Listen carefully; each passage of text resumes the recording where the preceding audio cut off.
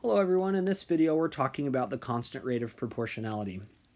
I'd like to give you a couple of pieces of information before we get started. The first is that this lesson is a little bit longer. That means our video is longer, and that means that there's a lot of content in this video. The way you might want to approach this is to break this video up into 3 or 4 smaller chunks. And you might want to watch the first section of this video and then do some practice, and then watch the second section and do some practice. That might help you make this a little bit easier to work through. The second thing that you might want to do is remember that this has some things that we've already talked about. You can see in the title we have the word rate and proportions. We've talked about proportions and we've talked about rate already. So there may also be some things that you feel comfortable and confident with already and that you're able to do a quick review of and move forward. With that information, let's do a quick review of proportions since that's rather new for us. We talked about proportions when it came to shapes. And in this case, I've got a triangle that has a base of 18 inches and a height of 6 inches. When we talk about proportionally scaling shapes, we said we could make shapes bigger or smaller as long as we multiplied all of the sides of those shapes by the same thing. In this case, I'm going to make a smaller shape. If I've made a smaller shape, I know that what I've multiplied, my common ratio or my scale factor, has to be a number that's less than 1. In this case, I've multiplied by 1/2. So I could multiply all of my sides by 1/2, and that would make my base that was 18 become 9, and my height that was 3 become, that was 6 become 3. In this case, we've got a similar figure that all sides have been multiplied by a common scale factor or a common ratio. I could also make a shape bigger. If I've made a shape bigger, that means that I've multiplied by a number that's greater than 1. In this case, I multiplied by 2. And again, you're going to notice that the shape looks the same. It's just a larger size. All of the angles are the same. It's still a triangle. It's still the same kind of triangle. We've just multiplied all of the sides by 2. So in this case, that would mean that my base that was 18 is now 36, and my base that was 6 is now 12. Well, we're going to talk about proportions today, but we're going to talk about those in some things that are not shapes. So we're still going to talk about a common ratio or a scale factor, but in this case, we're not going to be using a shape to show or find that scale factor. So let's take a look at what we will be working with today. We're going to first be working with tables, and we want to know how can we create tables. We also want to know how can we interpret and use tables. And we might use and interpret those tables to find out if something is actually proportional. Next, we're going to learn how we could create a graph using information that we have. And finally, we want to find an algebraic rule. Now, I'm going to give you a hint before we get started about our algebraic rule. In this case, our algebraic rule is the value y equals m times x. And m is going to be that constant rate of proportionality. The reason that I wanted to give that to you before we started is because as we work through the first stages of this video, you might notice some things that help you figure out what our algebraic expression or rule is going to be. With that information, again, you may want to break this video up into those 4 different parts and take it a section at a time. Let's start with creating a table. This is something I would say most of you guys are already probably pretty familiar with. I'm going to use an example of cars. So the car that I like to drive on the weekend is my Porsche, and my Porsche gets 17 miles per gallon of gas. I don't like to drive that car all the time though because it doesn't get great gas mileage. So on the weekdays I like to drive my BMW, and that gets 28 miles per gallon of gas. Now, in a math context, we might be asked some type of question like, if I have X, an unknown amount of gallons, how many miles, Y, still unknown, can I travel? That's what we're doing when we're working with our constant rate of proportionality. Well, let's go ahead and build a table. In this case, I'm going to build a table for my Porsche. I've set up my gallons on my left-hand side and my miles on my right-hand side. And I've also been told that gallons are X and that miles are y. So I'm going to label those things there.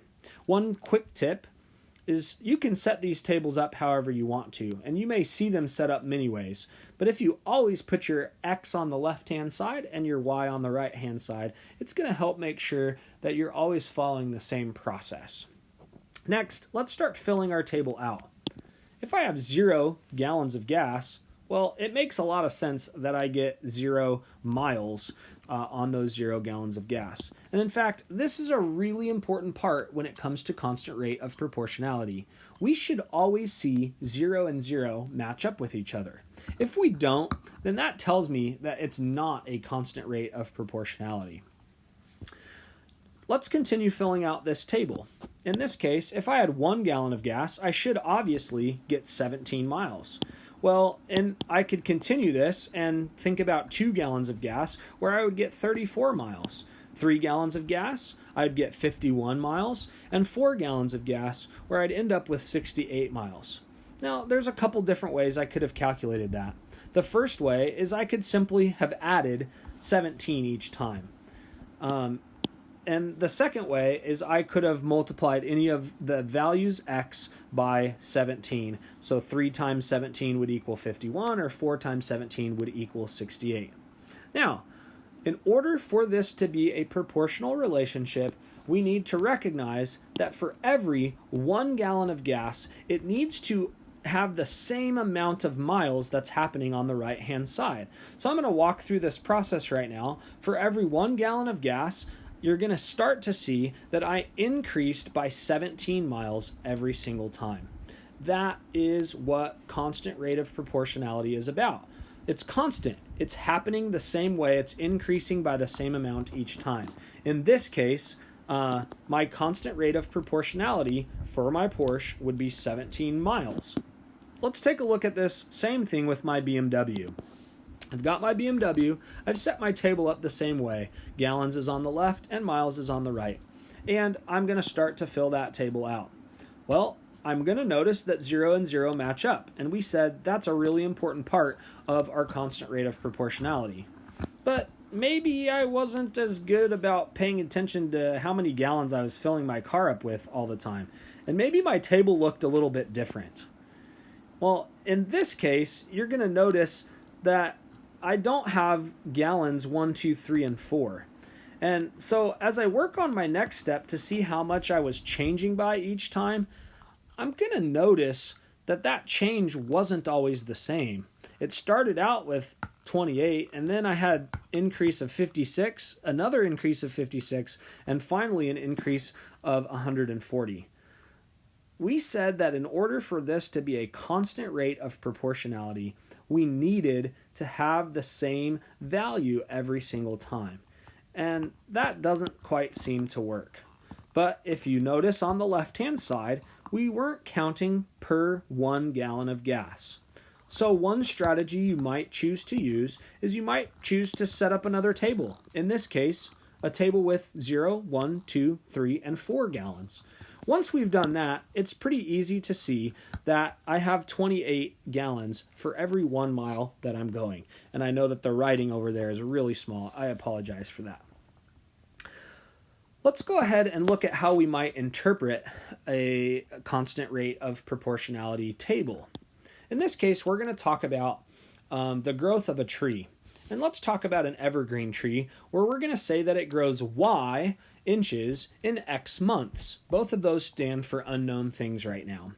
So let's set up my table with X on the left-hand side, which is months, and Y on the right-hand side, which is inches. And I could start to fill this out. Let's say that we were given some data. Maybe somebody was recording data on this, and we were trying to figure out, was this tree growing at a constant rate of proportionality? Well, in this case, I'm going to notice that my zeros match up. So that's the first step that we need. Second step that we need is we need to see if I'm increasing by the same amount each time. And in fact, I'm going to notice really quickly, my tree did not grow by the same amount each time. But remember, even though that looks like it might not be a constant rate of proportionality, we have to pay attention to what's going on the left side as well.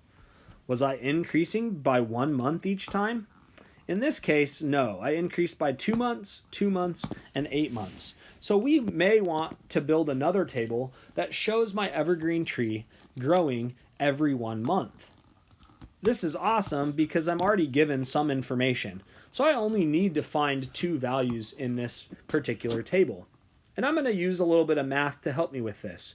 If I knew that in 2 months my tree grew 6 inches, well, I could figure out how many it grew in 1 month. 3. So that means I can start to fill out that table with missing information. And I'm going to see that same information down below, that in 2 months it grew by 6, and in 1 month that means it should have grown by 3. Now I have a table, and now I am seeing my constant rate of proportionality that my evergreen tree is growing by 3 inches for every 1 month. I'd like to show you one other thing very quickly. You can always rebuild and draw these tables, but you actually don't have to, because you can take any y value in a table and divide it by the x value, and that should give you the constant rate of proportionality. In this case, I could have taken 24 and divided that by 8, or 12 and divided that by 4, 6 and divided that by 2. And in all of those examples, you're going to see that that was equal to 3 over 1, or 3 inches per 1 month, which we found out was our constant rate of proportionality. Let's go ahead and do the same exact thing, but this time with a different tree. We're going to do a deciduous tree. Those are the types of trees where their leaves fall off during the winter time. In this case, we're given the table. I've set it up the same way. X is on the left side and Y is on the right side. I'm going to notice first that my zeros match up. That's really important. If they don't, it's not a constant rate of proportionality. Next, I need to check and see, is my tree growing by the same amount each time? In this case, it grows by 9 and then 5 and then 7 and then 5 again. It sure doesn't look like it's growing at a constant rate, but remember, we need to check this out because sometimes those tables can look like they're not, but they actually are. And we just saw that with our evergreen tree. So let's go ahead and adjust our table. I noticed that for 1 month, it grew 5 inches each time. So maybe this one actually is growing with a constant rate of proportionality. So again, I've made a new table. I've got months 0, 1, 2, 3, 4, so I'm counting by the same thing. And again, I'm able to fill this out with a lot of the same information. Well, if I knew that in 3 months my tree grew 9 inches, I should be able to work backwards to figure out that 9 inches divided by those 3 months tells me that it's growing by 3 inches per month. Well, that would mean I could fill out data in my table, but you're going to notice when I get to the 12 column that that doesn't seem to match up with what we know. So let's try this in one other place. Let's try it in 14. If I take 14 and I divide that by 4, you're going to notice that that's equal to 3.5. And I would count, and that would give me 3.5, 7, and then I can't get to 9. So right away, we should know that this is an example that is not representing a constant rate of proportionality. It is not increasing by the same amount each time. Finally, let's talk about graphs and equations. I'm going to go back to our evergreen example, and so I've included that table here.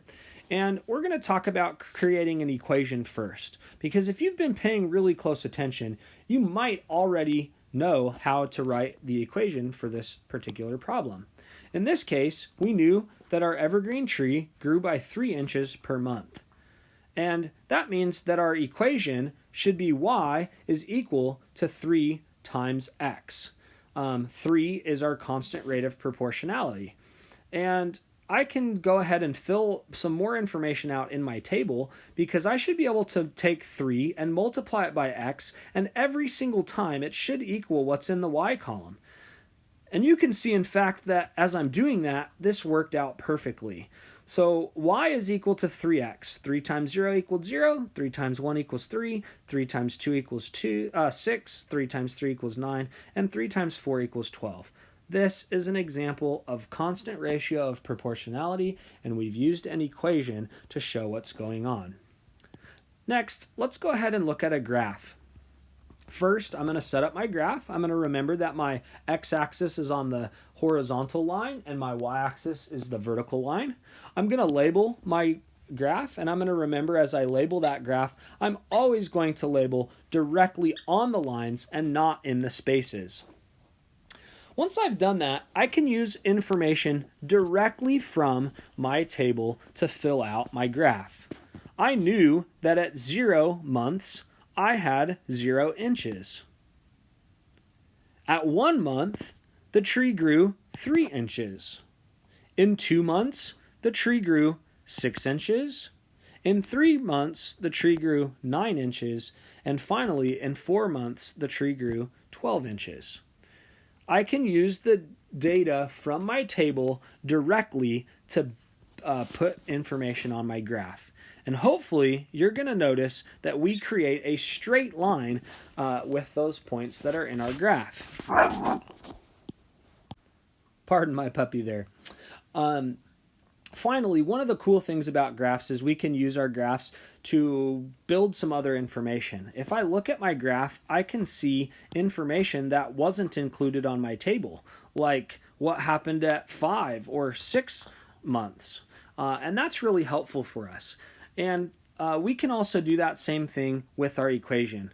If I know that y is equal to 3 times x, well, I could replace x with any value.